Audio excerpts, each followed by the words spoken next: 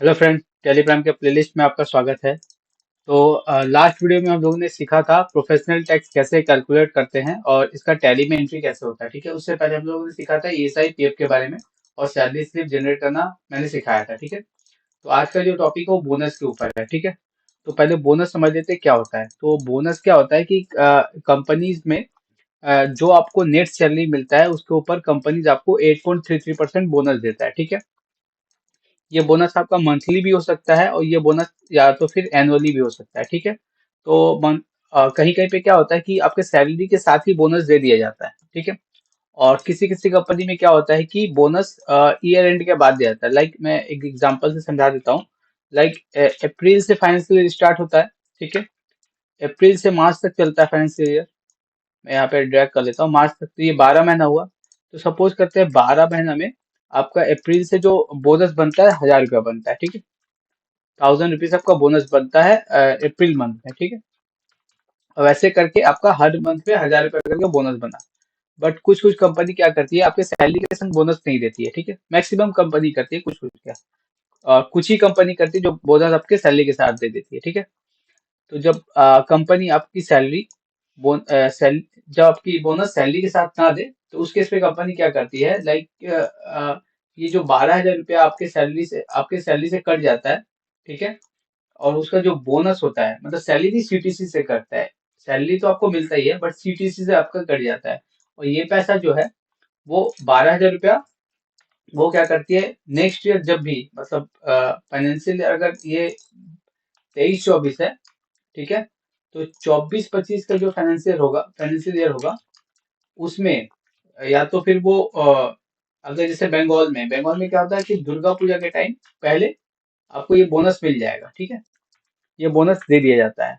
और कहीं कहीं पे शायद ये दिवाली के पहले मिलता है 12,000। तो डिपेंड करता है, कंपनी कंपनी वेरी करता है कि कैसे दे, कहाँ पे दे। ठीक है, तो ऐसे करके बोनस मिलता है। तो हम लोग इस केस में पढ़ेंगे अभी कि बोनस जो है हम लोगों ने सैलरी के साथ ही दे दिया। ठीक है, उसका कोई अलग से एंट्री नहीं करेंगे।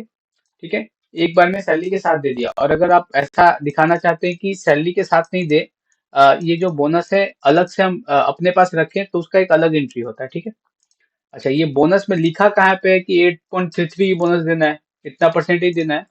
तो देखिए लिखा यहाँ पे है, मैं दिखा दे रहा हूँ। एक हम जैसे कि वेस्ट बंगाल में बोनस का एक साइट है अलग, एक अलग से एक्ट है, the payment of bonus act 1965। ठीक है, उसमें क्लियरली लिखा गया है कि आपको 8.33% ये मिलेगा, बोनस मिलेगा। ये रहा लिखा हुआ है, the act provides for minimum and maximum bonus. The minimum bonus payable to an employ is 8.33, minimum तो देना ही है, of his wages in the finance year or 100 rupees whichever is higher.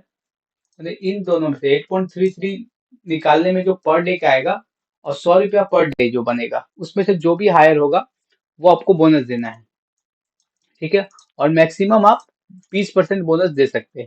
आप इससे ज्यादा भी दे सकते हैं, कोई रिस्ट्रिक्शन नहीं है, बट बोनस लॉ के हिसाब से आप मैक्सिमम 20% बोनस दे सकते हैं।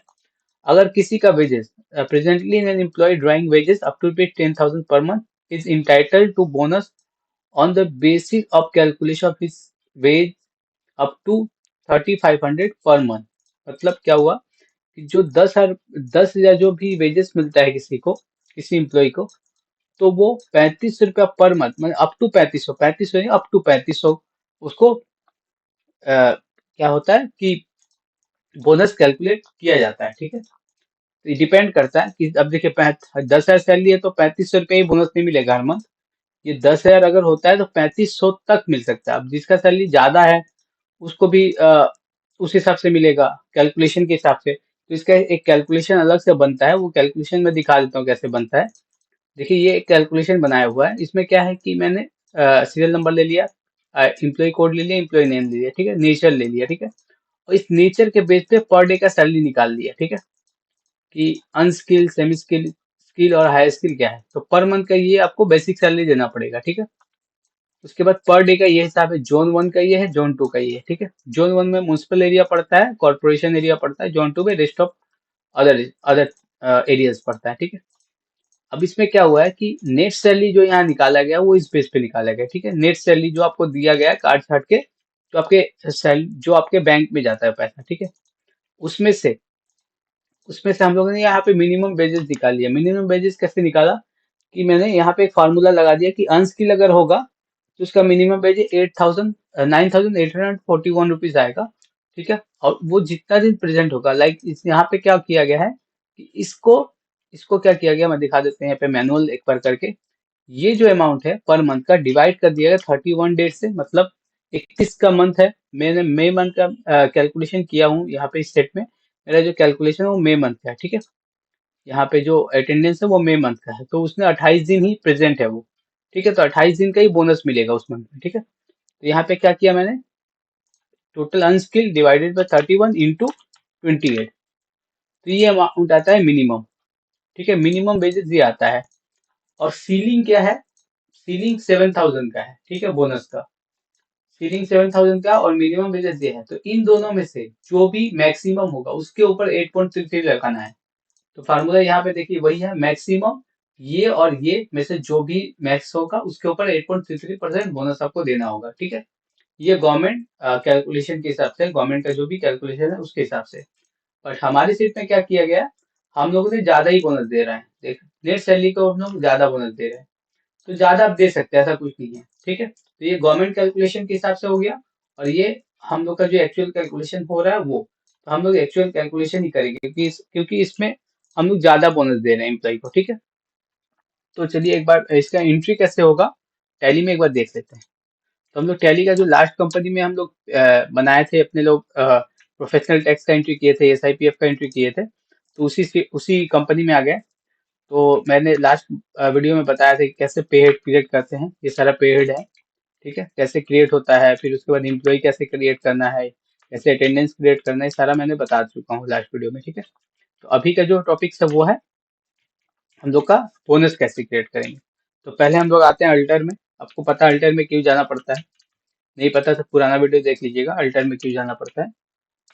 फिर आते हैं हम लोग पे हेड में जाएंगे, क्रिएट में बनाएंगे बोनस, ठीक है। हम लोग बनाएंगे बोनस, तो यहाँ लिख देंगे बोनस, बोनस, ठीक है। को अंडर पे हेड टाइप में क्या रखेंगे, यहाँ बोनस, बोनस दिया हुआ है बोनस में रखेंगे। अच्छा, ये अंडर किसके रहेगा, इनडायरेक्ट एक्सपेंस में रहेगा, ठीक है। ये पूछ रहा है कि इफेक्ट नेट नेट सैलरी क्या आपका इफेक्ट करेगा बोनस में, तो नेट सैलरी तो इफेक्ट नहीं करेगा मेरा बोनस में, तो इसको नो रखेंगे, ठीक है। अच्छा, ग्रेजुटी इफेक्ट करेगा, नो, ठीक है। सेट इनकम टैक्स डिटेल्स अभी नहीं डालेंगे। ईएसआई एलिजिबल है इसके ऊपर, नहीं है। अब यहाँ पे पूछ रहा है कि कैलकुलेशन कैसे कीजिएगा इसका, तो मैं इसका एक फार्मूला डालूंगा। क्या फार्मूला है मैं दिखा देता हूँ, स्पेसिफाई फार्मूला हियर, ठीक है। इसके ऊपर मैं किया हूँ नेट सैलरी के ऊपर, ठीक है। तो नेट सैलरी कैसे आ रहा है मेरा, यहाँ पे ये सारा बेसिक पूरा जो सैलरी का इंफॉर्मेशन है, like basic dearness and HRA, इसको माइनस कर देंगे पीएफ से, एम्प्लॉय का 12% और ईएसआई से और प्रोफेशनल टैक्स से, तो जो भी नेट आएगा वो मेरा ये अमाउंट आएगा, इसी के ऊपर 8.33% कैलकुलेट होगा, ठीक है। तो चलिए यहाँ बनाते हैं। तो पहले मेरे को ऐड करना होगा बेसिक सैलरी, फिर ऐड करना होगा डियरेंस अलाउंस, फिर ऐड करना होगा एचआरए, ठीक है। ये तीन चीज ऐड हो गया, ये तीन चीज ऐड हो गया, मेरा ग्रॉस निकल जाएगा। ग्रॉस जब निकलेगा तो उसके बाद एम्प्लॉय का 12% का इसमें डालना होगा, तो ऐड करते हैं इसमें, सॉरी ऐड नहीं करेंगे, अब तो माइनस करेंगे, ये ऐड होगा और ये माइनस होगा, ठीक है। यहाँ पे सब्सट्रैक्ट करेंगे 12% एम्प्लॉय प्रोविडेंट फंड 12%, फिर सब्सट्रैक्ट करेंगे क्या, ये साइज 0.75%, तो यहाँ आ गए हम लोग, ये साइज 0.75%। उसके बाद फिर सब्सट्रैक्ट करेंगे क्या, पी टैक्स, तो पी टैक्स कहाँ है, एकदम एंड में है, उसको ले जाते हैं।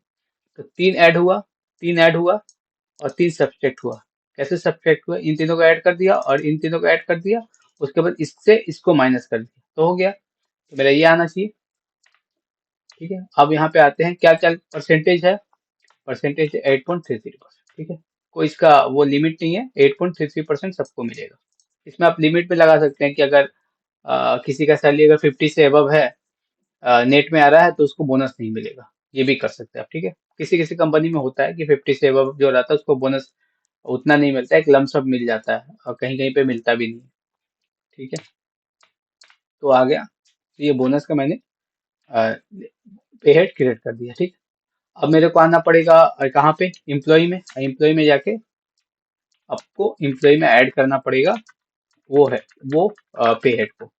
तो ये बोनस का पे हेड जो है ये यहाँ पे ऐड कर दिया, एक एक में ऐड कर दिया, दूसरे में ऐड कर देता हूँ, दूसरे एम्प्लॉय में यहाँ पे ऐड कर दिया, ठीक है। अब यहाँ बोनस को ऐड कर दिया, ठीक है।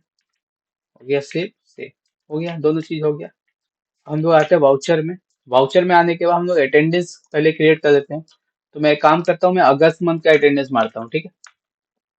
तो यहाँ पे एक ले लेता हूँ विकास को, सेम ही रखता हूँ मैं, उसमें भी प्रेजेंट डाल देता हूँ 28 डेज, अब्सेंट डाल देता हूँ मैं 3 डेज, 21 डेज हो गया। फिर अविनाश पांडे को ले लेता हूँ, यहाँ पे प्रेजेंट डाल देता हूँ 30 डेज, और अविनाश पांडे का अब्सेंट डाल देता हूँ मैं 1 डेज। तो हो गया, अभी अटेंडेंस मेरा क्रिएट हो गया। अरे यार, मैं देखा भी नहीं कौन सा डे में किया हूँ, क्योंकि एक बार देख लेते हैं कहाँ, कौन से डे में मैं एंट्री किया हूँ अटेंडेंस का। कहाँ गया अटेंडेंस, ये दो अटेंडेंस एक ही दिन में क्रिएट हो गया। इसको मैं चेंज कर देता हूँ, इसको 31 अगस्त कर देते हैं, ठीक है। ये 31 अगस्त में मेरा अटेंडेंस आ गया। तो मैंने देखा कहाँ पे, तो डिस्प्ले और डे बुक पे जाएगा तो यहाँ पर भी दिख जाएगा आपको, ठीक है। तो यहाँ पे मेरा अटेंडेंस लास्ट किया हुआ है, वो दिख गया। फिर वाउचर में जाएंगे, ऑटो फिल पे जाएंगे, नहीं, ऑटो फिल पे जाने से पहले मेरे को पेरोल सिलेक्ट करना पड़ेगा। तो पेरोल पे गए, उसके बाद हम लोग को ऑटो फिल पे सिलेक्ट करना पड़ेगा। ऑटो फिल ये सब लास्ट वीडियो में बताया है कि कैसे करना है। सैलरी 1 8 से 31 8, हेड ऑफिस ऑल, एम्प्लॉय नहीं या एम्प्लॉय नंबर कोई भी पकड़ लीजिए, सैलरी पेबल, ठीक है। आ गया सबका, ठीक है, सारा चीज मैच कर गया, देख लीजिए। तो दिखा देता हूँ, 6667411910162709 934 78 और इसका बोनस लास्ट में एकदम 781 मैच कर गया पूरा। बोनस का जो एंट्री है वो भी इसमें ले लिया, ठीक है। उसके बाद अविनाश पांडे का भी सेम आपका यहाँ पे देखने को मिलेगा, 555215212286609796 या 97 एएसआई तो होगा नहीं, क्योंकि सैलरी इनका 21,000 से ज्यादा है। उसके बाद प्रोफेशनल टैक्स 130, ठीक है। उसके बाद इनको बोनस कितना मिला, 1807 रुपये, 1807 रुपये मैच कर गया। इंटर इंटर, बस यही करना है सर, बोनस का एंट्री हो गया और कुछ नहीं करना पड़ता है। अब बोनस का जो पेमेंट है, अगर आप पे स्लिप में देखिएगा तो इसका बोनस का इम्पैक्ट दिखेगा आपको। Display pay slip and all, मेरा ही अगर देख लेते हैं तो देखिए यहाँ पे नहीं दिखेगा, सॉरी मैं दिखेगा बोल रहा हूँ। तो यहाँ पे बोनस का इम्पैक्ट नहीं दिख रहा है आपको। अगस्त मंथ का सैलरी है ना, देखिए यहाँ बोनस दिख रहा है, नहीं दिख रहा है। क्यों नहीं दिख रहा है, क्योंकि बोनस का तो मैंने पे हेड क्रिएट कर दिया, हर मंथ पे बोनस मैं ऐड कर रहा हूँ, बट बोनस में दे नहीं रहा हूँ, ठीक है। अगर बोनस आप दीजिएगा तो उसको ऐड करना पड़ेगा फिर पे स्लिप में आपको, और अगर बोनस नहीं दीजिएगा तो मत ऐड कीजिए, ठीक है। बहुत सारे केसेस में बोनस को ऐड भी करते हैं, कहीं कहीं पे बोनस को नहीं भी ऐड करते हैं। तो लास्ट जब अपने लोग ये देते हैं, क्या नाम है, बोनस का जो पेमेंट करते हैं पूजा या फिर दिवाली में, उस समय बोनस का एंट्री कर देते हैं, उस समय बोनस को पेमेंट कर देते हैं। अभी ये लाइबिलिटी बना रहेगा, खर्चा बुक हुआ रहेगा मेरे बुक्स में, और कंपनी के ऊपर एक लाइबिलिटी रहेगा, उसको पेमेंट करना पड़ता है, ठीक है। तो ये सारा बोनस का एंट्री हो गया। नेक्स्ट वीडियो में हम लोग देखेंगे एक बार ग्रेजुटी के बारे में, कि ग्रेजुटी की कैलकुलेशन कैसे करते हैं, ठीक है। तो वीडियो अच्छा लगे तो लाइक से सब्सक्राइब करना ना भूलें। Thank you.